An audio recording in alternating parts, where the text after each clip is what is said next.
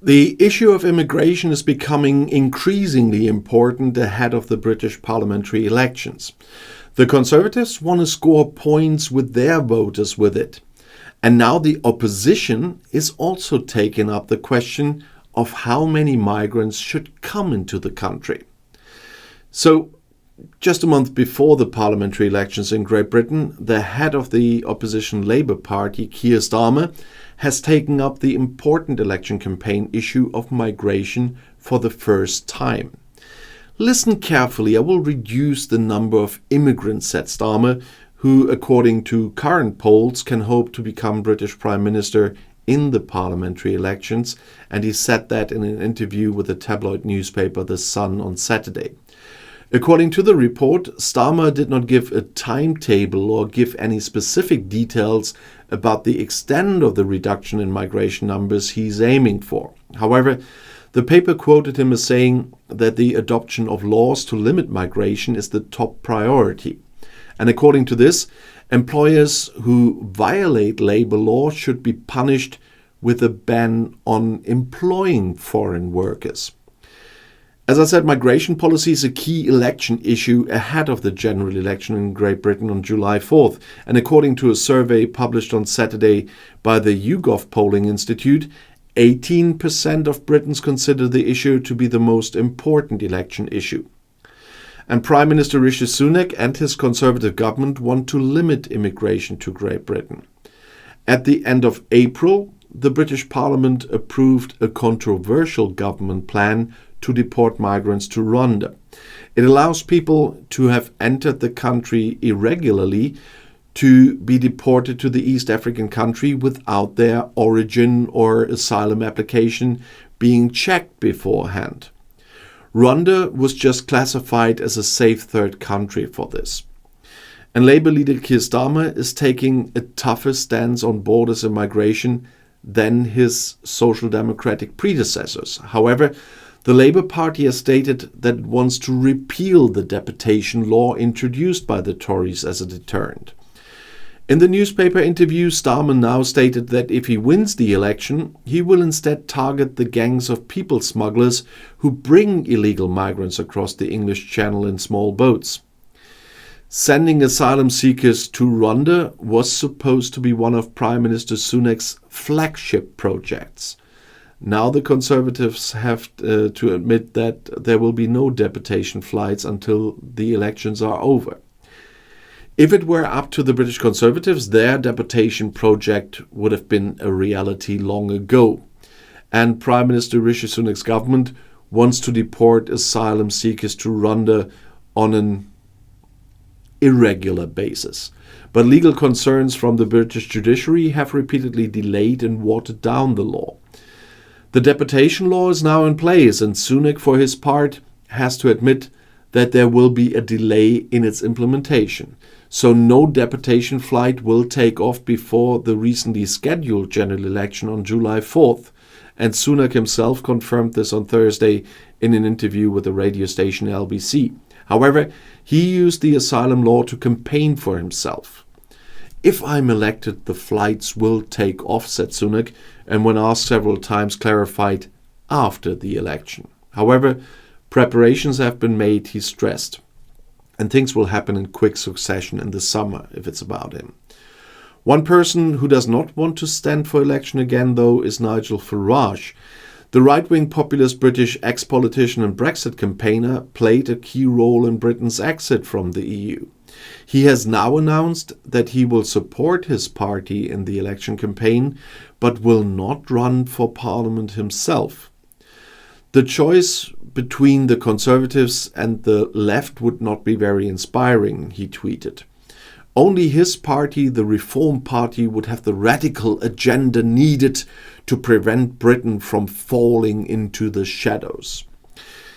Well, Sunak surprisingly announced the date for the upcoming parliamentary election and surprised everyone here. And he has made this irregular migration in small boats across the English Channel one of the main issues in the election campaign because he's driven by the Reform Party, for example. And so he still wants to send those arriving irregularly to Rwanda.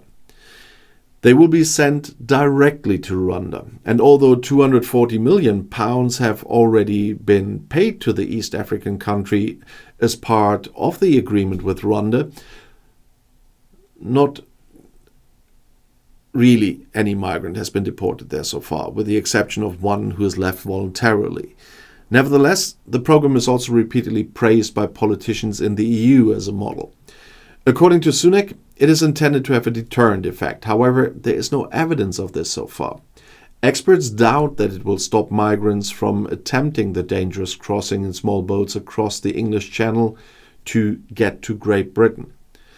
The United Nations, human rights organizations, and the opposition in Great Britain have indeed criticized the project. And the Supreme Court had declared the plan illegal due to concerns about the asylum process in Rwanda. And the government majority in Parliament then just passed a law declaring Rwanda safe, despite opposition from the House of Lords. The British Parliament has already been dissolved now ahead of the new election on July 4th. And this means that all the seats for the 650 constituencies in the United Kingdom are vacant again. Legislative activity in the second chamber, the House of Lords, whose members are appointed for life, is also suspended until after the election. That means all unfinished bills have now lapsed. And this includes a planned gradual ban on tobacco. The Conservative government of Prime Minister Rishi Sunak wanted to make the purchase of tobacco illegal for people born after January 1st in 2009. To do this, the minimum age, which is currently 18, was to be gradually increased. But the plan, which was also controversial within the governing party, was considered too lengthy. The Labour Party supported the tobacco ban, but it remains unclear whether party leader Keir Starmer will revive the plans in the event of an election victory.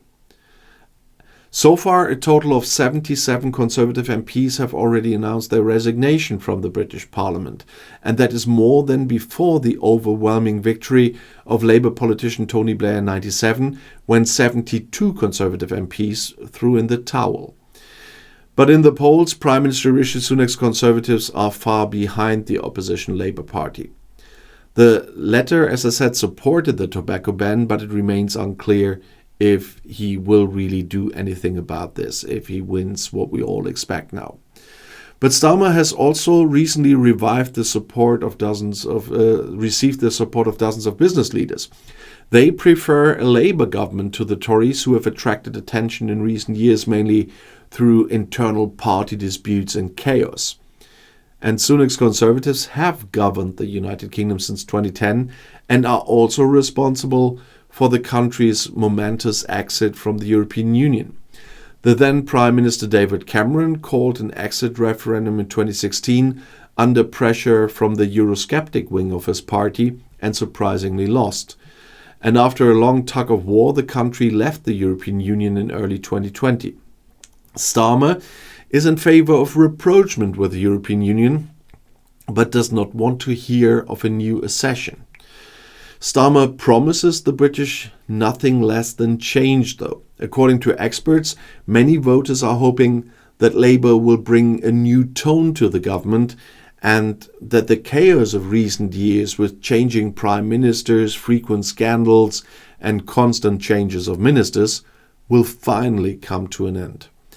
After the last Labour Prime Minister Gordon Brown, who was in office from 2007 to 2010, the Tory Prime Ministers David Cameron, Theresa May, Boris Johnson and Liz Truss were in charge before Sunak, who then took over, who was just as unlucky as his predecessors. Sir Keir Starmer's strategy is to reassure the public that the biggest risk this time is keeping a discredited government in office.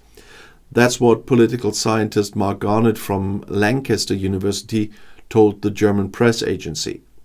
Even though Starmer is generally considered to be colourless and downright boring, this seems to be exactly what many Britons long for, says Garnett. And, after all the years, boring might not be the worst thing they can expect after those, let's say, governments we saw. But nevertheless, if you want to know more, the next video is right here in the end screen. I'll see you there. I'll be back.